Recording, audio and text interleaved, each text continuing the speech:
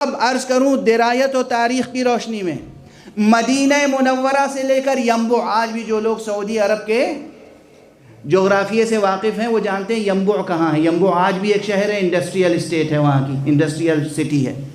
ینبوع تک، کہاں مدینہ کہاں ینبوع، مدینے سے لے کر ینبوع تک ہزاروں باغ علی ابن ابی طالب نے اپنے ہاتھ سے کنویں کھود کر، نخلستان لگا کر، باغ لگا کر اور پھر اسے وقف کر دیا مساکین و فقراء کے لیے۔ جس نے اتنے باغ لگا، اور یہ تاریخ میں موجود ہے، جس نے اتنے باغ اپنے ہاتھ سے لگا کر فقراء کے لیے وقف کیے ہوں، وہ اپنے پیٹ پر پتھر باندھے ہوئے ہے۔ یہ پتھر در خیبر اکھاڑنے سے زیادہ بڑا معجزہ ہے۔ معجزات معصومی، معجزات معصومی۔ بس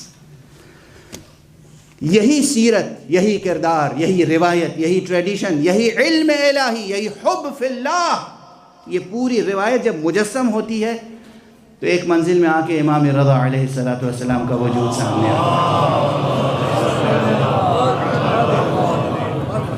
امام رضا کے قولی معجزات و فعلی معجزات بہت ہیں، بہت ہیں، بہت ہیں۔ اب وقت میں بالکل گنجائش نہیں۔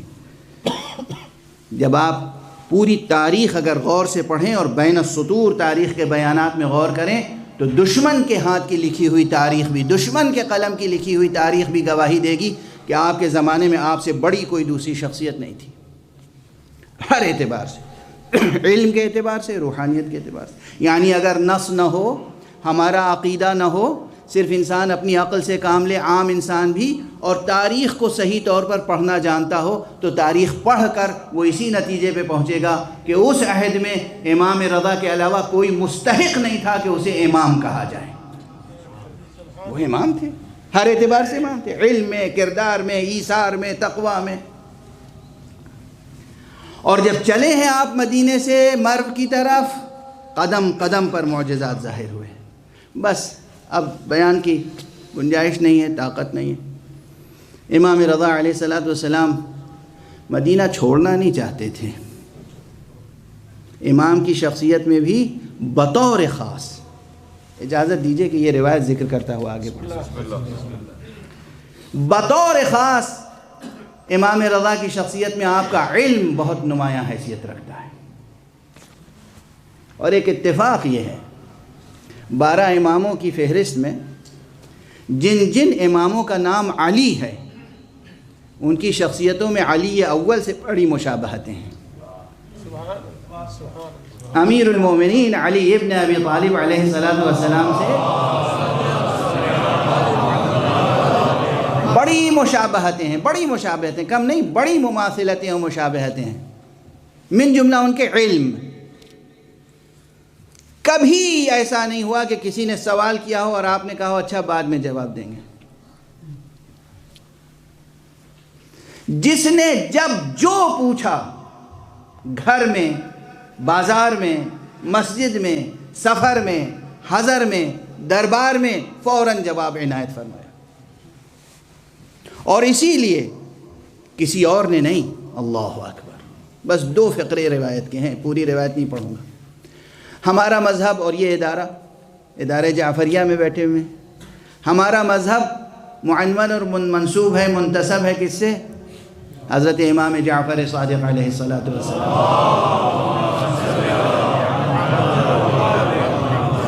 حضرت امام جعفر صادق علیہ السلام خود بحر بے کران علم تھے۔ جعفر کے معنی دریا کے ڈکشنری میں، لیکزیکل میننگ، ڈکشنری میننگ، جعفر یعنی دریا۔ تو حضرت امام جعفر صادق علیہ السلام دریائے بے کران علم ہیں، لیکن آپ نے اپنے بیٹے امام موسیٰ الکاظم کی طرف دیکھ کر کہا ایک مرتبہ کہ سیولد من ابنی ھذا ولد، میرے اس بیٹے موسیٰ کی نسل سے، موسیٰ کے یہاں ایک بیٹا پیدا ہوگا جس کی خصوصیت کیا ہوگی؟ وہ عالم آل محمد ہوگا۔ اللہ اکبر، اللہ اکبر، ذرا توجہ رکھیے گا۔ عالم آل محمد ہوگا۔ کبھی آپ تصور فرمائیں کہ یہ ترکیب کیا ہے. آل محمد یعنی محمد ہیں، علی ہیں، فاطمہ ہیں، حسن ہیں، حسین ہیں، علی ابن الحسین ہیں، یہ سلسلہ ہر ایک ان میں سے علم لدنی رکھنے والا ہے. اس پورے سلسلے میں امام رضا علیہ السلام کو امام جعفر صادق فرما رہے ہیں کہ وہ عالم آل محمد ہوگا. اصل حیرت انگیز ترکیب ہے. اور اس کے بعد فرماتے ہیں یا لیتنی کنت ادرکتو، کاش میں اتنی عمر پاتا کہ اس بچے کو اپنی آنکھوں سے دیکھ سکتا. اللہ اکبر. امام جعفر صادق اپنے اس پوتے کو دیکھنے کی آرزو کر رہے ہیں. کیا منزلت ہے امام علی ابن موسیٰ الرضا علیہ السلام کی. ایک صلوات پڑھیں.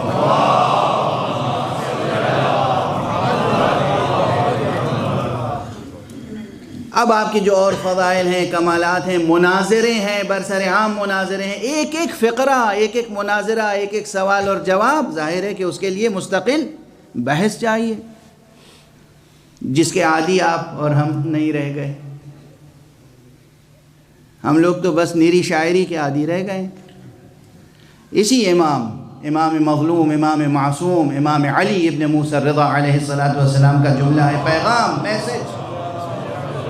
فرماتے ہیں رحم اللہ امرأن احیاء امرنا، پروردگار اس بندے کو اپنی رحمت خاص سے سرفراز فرمائے جو ہمارے امر کا احیاء کرے. فرمایا کہ پوچھا گیا آپ کے امر کے احیاء کے کیا معنی ہیں؟ کہا جو ہمارے علوم کو سیکھے اور لوگوں کو سکھائے.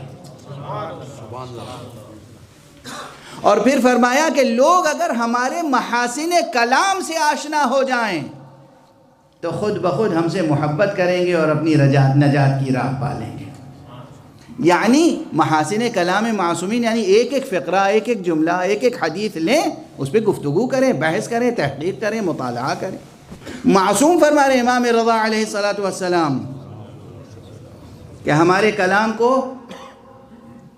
سنو اور ہمارے کلام کے محاسن اور اس کے کلام کی گہرائیوں کو پڑھو. بس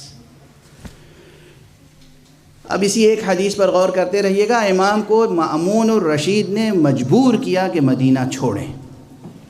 بس 2-3 جملے عرض کروں گا. آپ کی طبیعتیں آمادہ ہیں گریہ کرنے کے لیے، ماتم کرنے کے لیے، تابوت اٹھانے کے لیے. آپ اکثر سنتے ہیں نا جب امام حسین نے مدینہ چھوڑا تھا تو کیا کیفیت ہوئی تھی امام کی. یہ میں نے خود اپنی آنکھوں سے پڑھی ہے روایت، اور اکثر پڑھتا ہوں کہ جس شب آپ نے فیصلہ کیا ہے کہ اب ہمیں مدینہ چھوڑنا ہے، اس شب 3 مرتبہ قبر پیغمبر پر آئے. علامہ نراقی نے صراحت کے ساتھ لکھا ہے کہ جب امام رضا علیہ السلام کو مدینہ چھوڑنا تھا تو آپ بیت الشرف سے نکلے، مسجد میں آئے، قبر پیغمبر پر آئے، دیر تک رہے، اور پھر حضور سے خدا حافظ کر کے چلے، دروازے مسجد تک آئے، اور پھر جیسے طبیعت بے چین ہو گئی پھر پلٹ کے قبر پہ پہنچے. پھر دروازے مسجد تک آئے، پھر پلٹ کے قبر تک پہنچے. یعنی متعدد بار امام رضا قبر پیغمبر سے جدا نہیں ہو سک رہے تھے. اپنا حوالہ نہیں دینا چاہیے ہر موقع پر، مگر میں ایک انسانی تجربے کو نقل کر رہا ہوں. ایک مرتبہ میں حرم امام رضا علیہ السلام میں مشرف ہوا، یہاں سے لندن سے گیا زیارت کے لیے. 3-4 دن کا قیام تھا مختصر. جو آخری زیارت کے لیے گیا رخصت کے لیے تو عجیب کیفیت تھی، اور وہیں میں یہ سوچ کر اشکبار ہوا اور امام کو مخاطب کر کے کہا آقا میرا جی نہیں چاہ رہا ہے کہ آپ کے حرم کو چھوڑ کر، آپ کی زری کو چھوڑ کر میں واپس لندن جاؤں. واقعاً کس طریقے سے آپ نے مدینہ چھوڑا ہوگا، کس طریقے سے آپ نے نانا کی قبر مبارک کو چھوڑا ہوگا، کس طریقے سے حسین نے قبر کو چھوڑا ہوگا.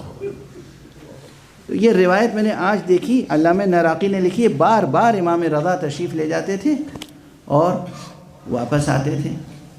بالآخر امام رضا نے مدینے کو ترک کیا اور سفر طے کیا. سفر میں ہر مقام پر معجزات اور کمالات کا اظہار ہوتا رہا، یہاں تک کہ طوس پہنچے جب طوس پہنچے تو سیدھے اس گنبد میں پہنچے جو مقبرہ بنا ہوا تھا ہارون الرشید کا، اور اس کی قبر کے سامنے ایک قبر کا نشان بنایا اور خوب گریہ کیا اور اپنے ساتھیوں سے کہا یہ میری قبر یہاں بنے گی۔